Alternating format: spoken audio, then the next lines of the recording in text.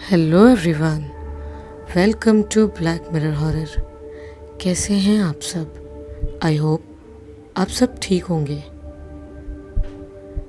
एक एक करके दद्दू के घर वाले दर्दनाक मौत मर रहे थे और चाहते हुए भी उन्हें नहीं बचा पा रहा था वो, जबकि उसे उनकी मौतों की वजह भी पता थी।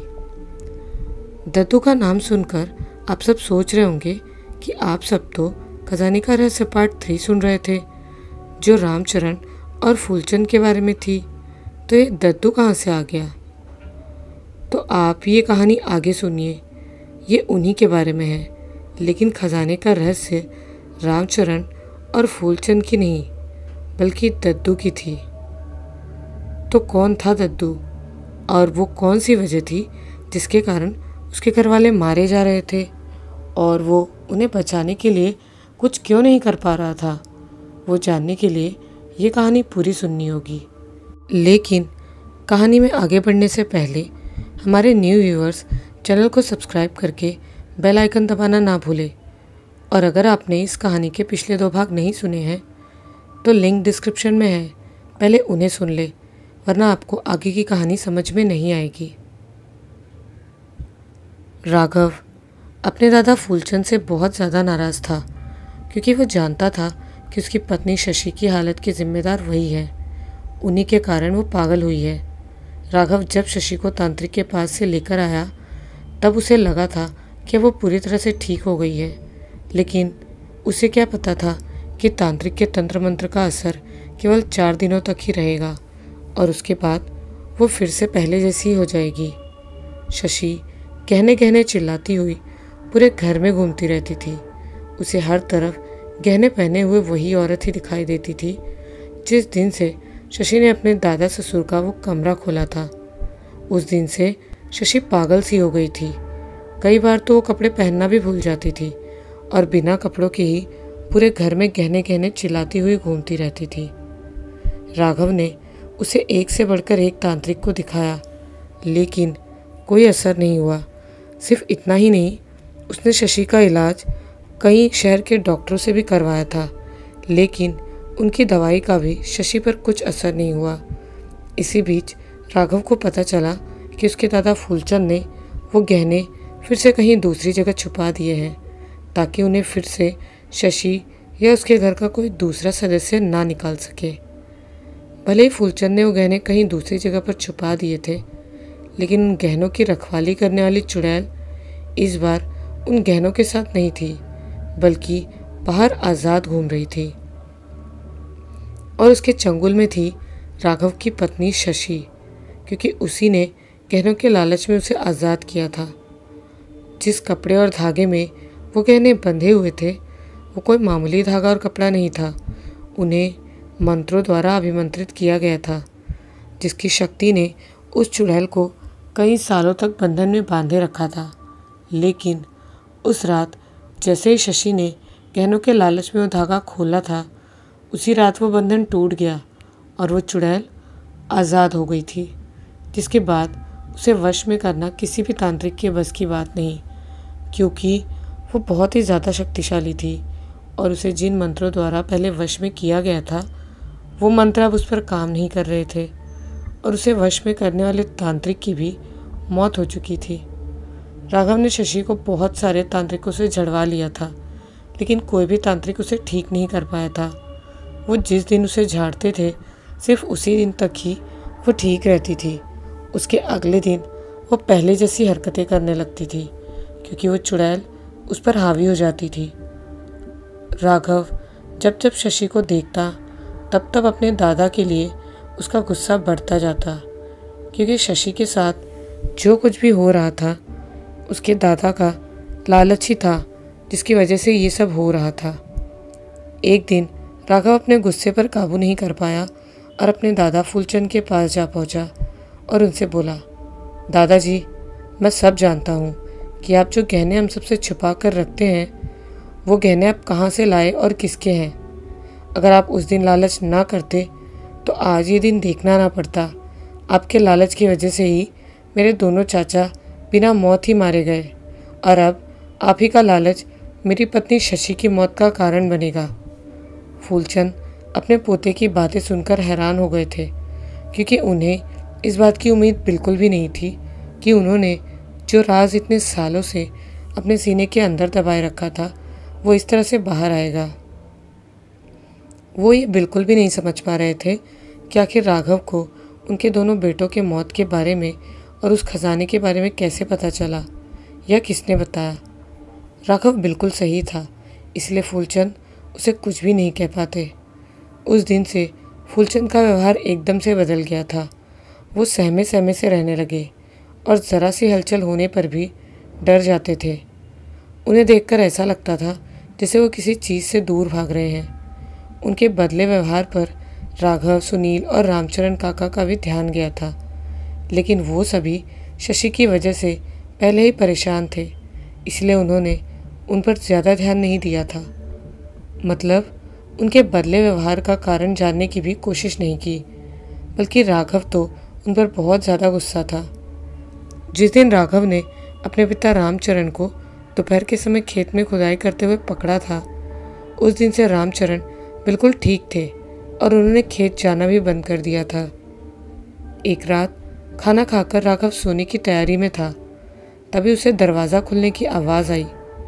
राघव ने जाकर देखा तो घर के बाहर का दरवाज़ा खुला हुआ था और उसे घर से बाहर निकलती हुई हल्की सी परछाई दिखी। वो उस परछाई को देखकर सहम गया, लेकिन उसने परछाई का पीछा करने का फैसला किया। जब वो बाहर निकला तो उसने देखा कि उसके दादा कहीं जा रहे हैं और वो परछाई उन्हीं की थी। राघव ने फैसला किया कि वह जहाँ जा रहे हैं उन्हें जाने देता है, लेकिन जैसे ही उसके दादा ने पीछे मुड़कर उसे देखा तो उसने उनका पीछा करने का फैसला किया। दरअसल फूलचंद की आंखों में कोई अजीब सी बात थी। राघव हमेशा जिस फूलचंद को देखता था उस समय वो नहीं थे, कोई और ही थे। आधी रात में आसमान में आधा चांद अपनी आधी रोशनी ज़मीन पर बिखेर रहा था। उसी रोशनी में राघव अपने दादा को देखता हुआ उनके पीछे पीछे चल रहा था। राघव ने कई बार तेज़ चलकर उनके नज़दीक पहुंचने की कोशिश की, लेकिन जैसे ही वो अपने कदमों की रफ्तार तेज़ करता, वैसे ही उसके दादा के कदमों की रफ्तार भी तेज़ हो जाती। राघव को ऐसा लग रहा था जैसे उसके दादा को पता है कि वो उनका पीछा कर रहा है और वो खुद उसे अपने पीछे आने को कह रहे हैं। लगभग आधा घंटा चलने के बाद फूलचंद एक बाड़े के पास जा पहुँचे और उसके अंदर घुस गए। राघव भी उनके पीछे पीछे अंदर घुस गया।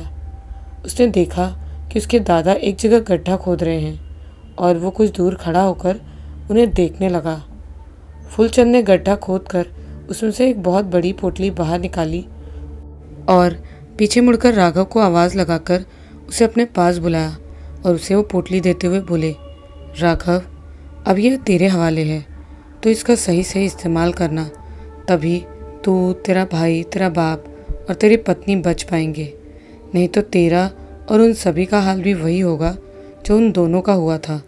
इतना कहकर फूलचंद बेहोश हो जाते हैं। फूलचंद की बात राघव के समझ से बाहर थी, फिर भी उसने वो गठरी ले ली और फूलचंद को अपने कंधे पर उठाकर जैसे तैसे घर ले आया।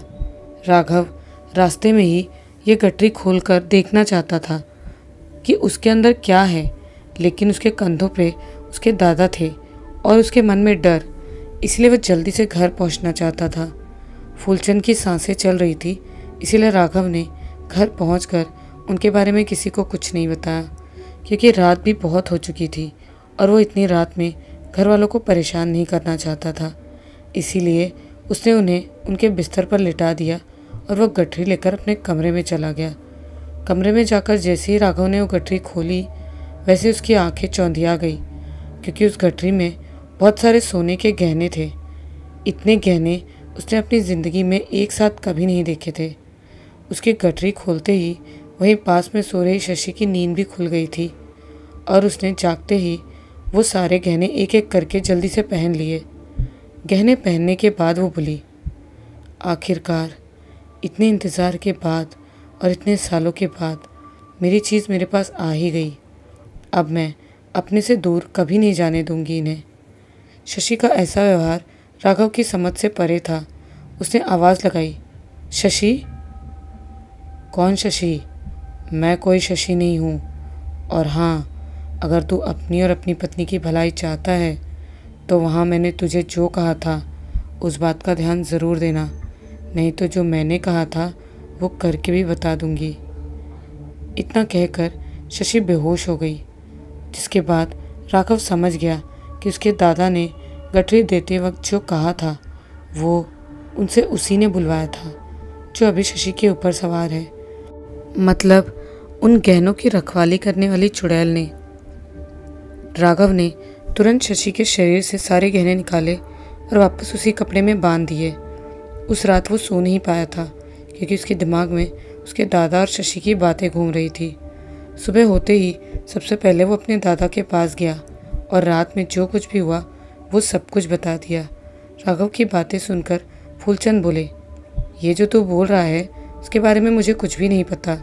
मैं तो यहीं पर सो रहा था और अगर मैंने वैसा कुछ भी किया होता तो मुझे सब कुछ याद होता।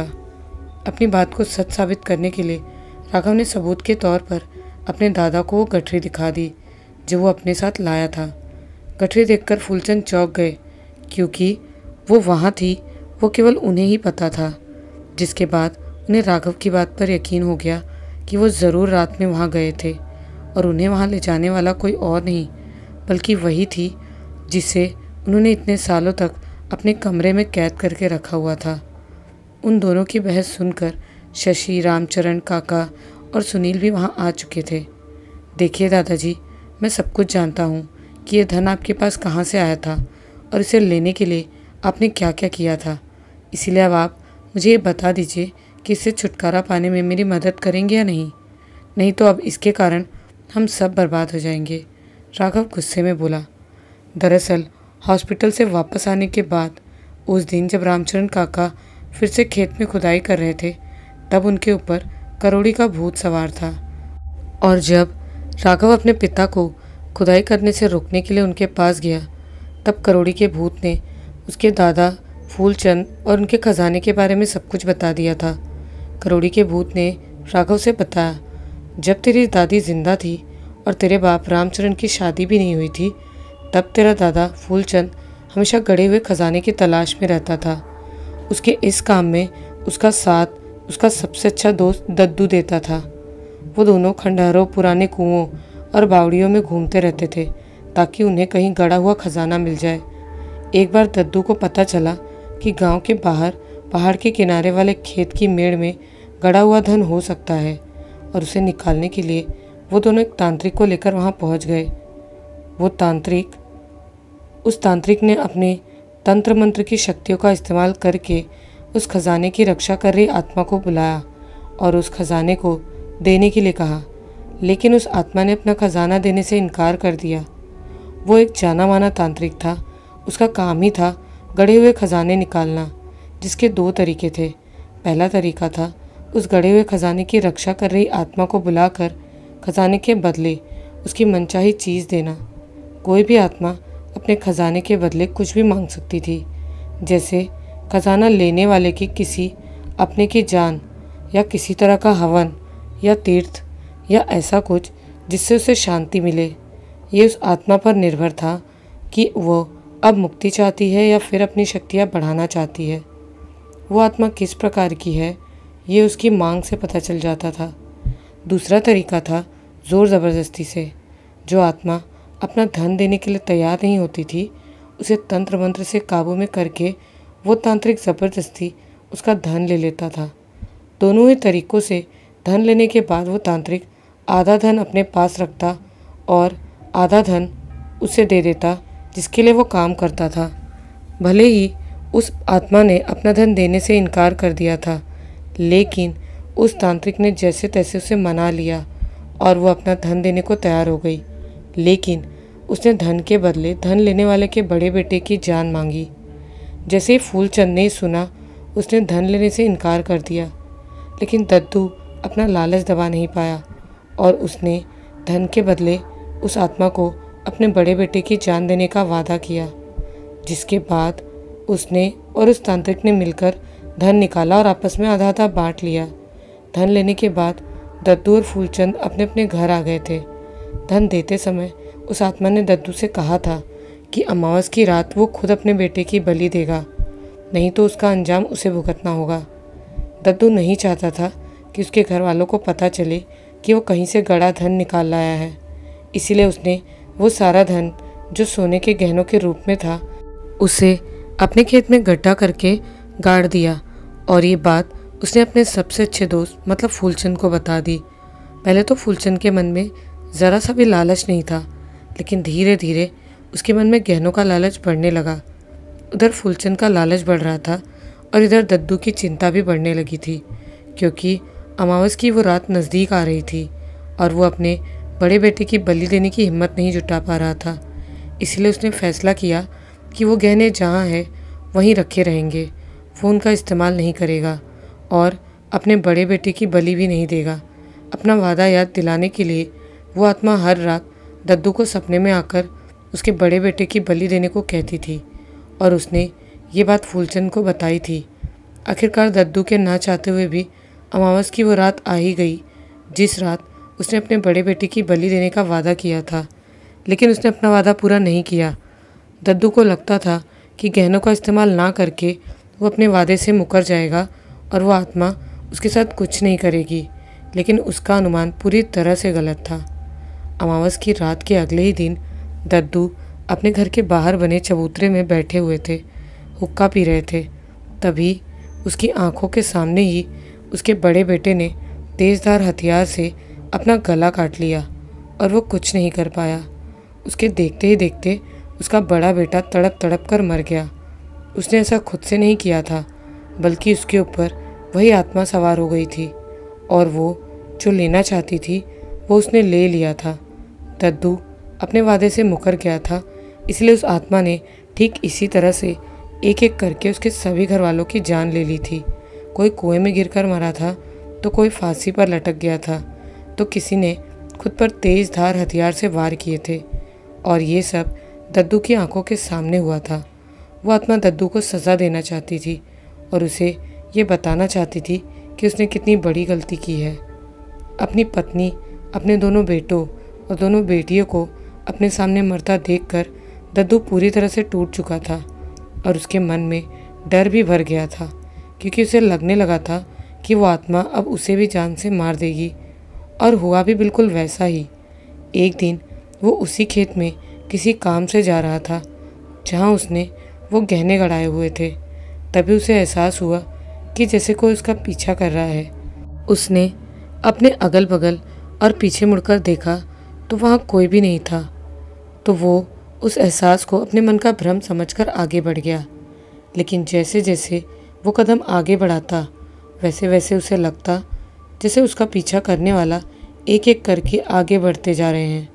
तभी उसे आवाज़ आई, पिताजी, ये सब आपके कारण हुआ है। आप ही के लालच की वजह से मेरी जान गई है, अब आप भी मरोगे। यह आवाज़ दद्दू के बड़े बेटे की थी। अपने बड़े बेटे की आवाज़ सुनकर दद्दू ने फिर से अपने आसपास देखा तो वहाँ उसे कोई दिखाई नहीं दिया। जब वो अपने आसपास देख रहा था तब उसे फिर से एक आवाज़ आई, क्यों जी, मैं आपको समझाती थी ना कि आप किसी और के धन का लालच ना करो, लेकिन आपने मेरी एक नहीं सुनी। अब भुगतो। हमें तो आपने मरवा दिया, अब आप अकेले क्या कर रहे हो? आप भी हमारे पास आ जाओ। ये आवाज़ उसकी पत्नी की थी। अपनी पत्नी की आवाज़ सुनकर दद्दू इतना ज़्यादा घबरा और डर गया था कि उसने खेत जाने का फ़ैसला बदल दिया और घर की तरफ वापस आने लगा। लेकिन उसने 2-4 कदम ही आगे बढ़ाए होंगे कि तभी वो फिर से खेत की तरफ मुड़ गया। लेकिन वो अपनी मर्ज़ी से नहीं मुड़ा था। उसके ऊपर वो आत्मा सवार हो गई थी जिसे उसने गहनों के बदले में अपने बड़े बेटे की जान देने का वादा किया था। दद्दू समझ नहीं पा रहा था कि उसके साथ क्या हो रहा है, क्योंकि उसका शरीर उसके वश में नहीं था। ना चाहते हुए भी उसके कदम खेत की तरफ बढ़ते जा रहे थे। जैसे जैसे उसके कदम खेत की तरफ बढ़ रहे थे वैसे वैसे उसे एक एक करके अपने सभी बेटों और बेटियों की आवाज़ें सुनाई दे रही थी। कभी आवाज़ आती कि अब तुम नहीं बचोगे, कभी आती कि अब तुम हमारे पास आ जाओगे और तुम्हारे कारण ही हमारा ये हाल हुआ है, अब वो तुम्हें भी नहीं छोड़ेगी। जैसे जैसे वो इस तरह की बातें सुनता वैसे वैसे वो जीते जी हर पल मर रहा था, क्योंकि मौत का डर इस दुनिया में सबसे भयानक डर होता है। और वो डर और भी ज़्यादा भयानक तब हो जाता है जब मरने वाले को ये पता चल जाए कि उसकी मौत निश्चित है। दद्दू तो हर एक पल मौत के करीब जा रहा था और गुजरने वाला एक एक पल उसके लिए एक एक मौत के बराबर था। ना चाहते हुए भी दद्दू अपने खेत पहुंच गया था और खेत पहुंचकर एक एक करके उसके सभी परिवार वाले उसके सामने आ गए। और वो आत्मा भी जो उसकी खून की प्यासी थी, वो आत्मा एक चुड़ैल थी जो अपने गहनों की रक्षा कर रही थी।